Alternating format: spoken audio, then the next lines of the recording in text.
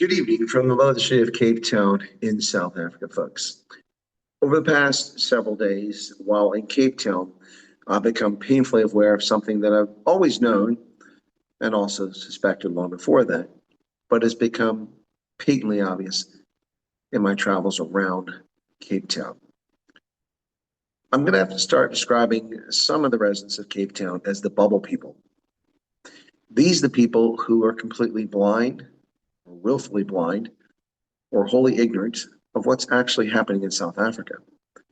They live in a city where they're relatively safe or completely safe, many living lives of comfort, sometimes great privilege, and denying the reality around them. Now, this is manifested in a number of ways, most specifically in comments that I've observed or heard people making, and those whom I know who've told me things that don't comport with reality about refugees.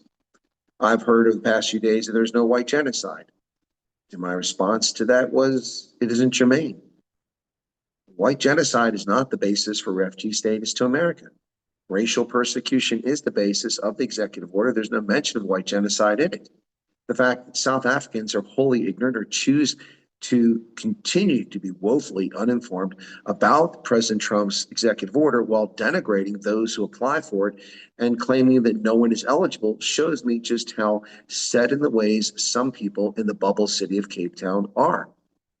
They have opinions that are uninformed by facts, and they will not budge from them.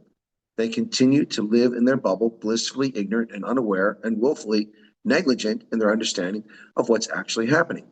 There is no white genocide mentioned in the executive order. The refugee program is not based on white genocide. It is not germane.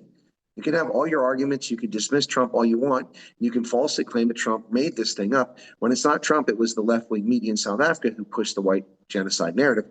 It isn't germane.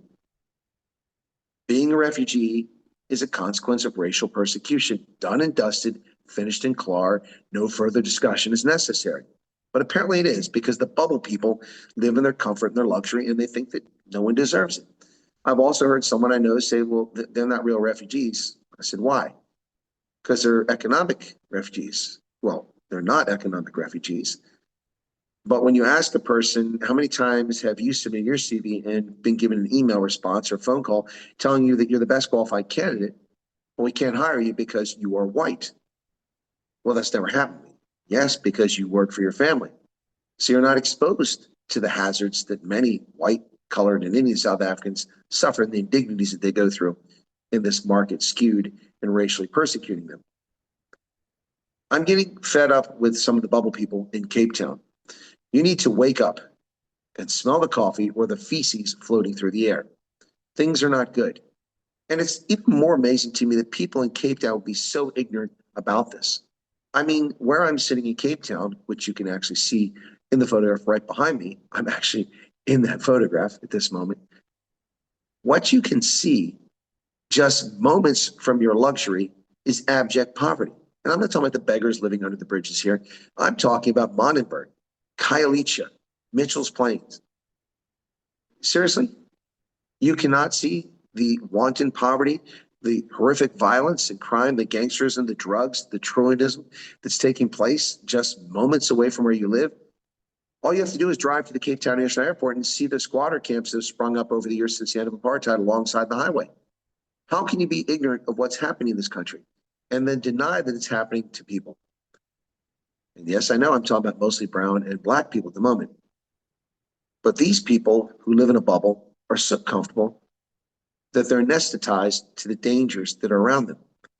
Cape Town, unless something dramatic changes in the next couple of years after these municipal elections, is headed for the same fall as Johannesburg, the same fall as Pretoria, the same fall as Port Elizabeth and Durban and Ekurhuleni, cities that have collapsed under maladministration, malfeasance, corruption, and an overpopulation of people who have flooded these urban areas and led to urban decay because their lack of cultural value for their surroundings, tossing the rubbish out, defecating in the streets, tearing up the buildings that they live in because they have no vested interest in them. This is already in Cape Town, but people don't see it. And things are only going to get worse here in Cape Town. You have a vast in-migration of people from KZN, from Gauteng, from Limpopo, from Northwest who are coming here, black, white, and brown. You have a mixing of cultures, attitudes, and values developed in other parts of the countries that are not quite in sync with what happens in Cape Town. And the bubble people don't seem to care. They don't think there are real refugees. They don't think there are problems in South Africa. The next person that tells me that there's no white genocide in regard to the refugee program, I'm just going to walk away. I've had enough of the nonsense. A white genocide is not the basis for the refugee program. Racial persecution is. It is a matter of law. They are refugees, they're not economic refugees.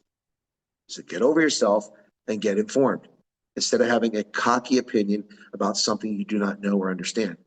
The bubble people are going to have their bubble burst very soon. Cape Town is a mere 5 years behind the collapse of Joburg and other municipalities in South Africa. And without a major course correction, which doesn't seem possible at this moment, it's only going to get worse. That said, Cape Town is an amazing place, despite all the contradictions. And there are some amazing people here. But those of you who live in a bubble really need to step out of your bubble before someone bursts it. Reporting from other city of Cape Town, this is Chris. What say you, South Africa? Do you think Cape Town is full of bubble people? Or am I just reading it wrong? Feel free to comment. Cheers.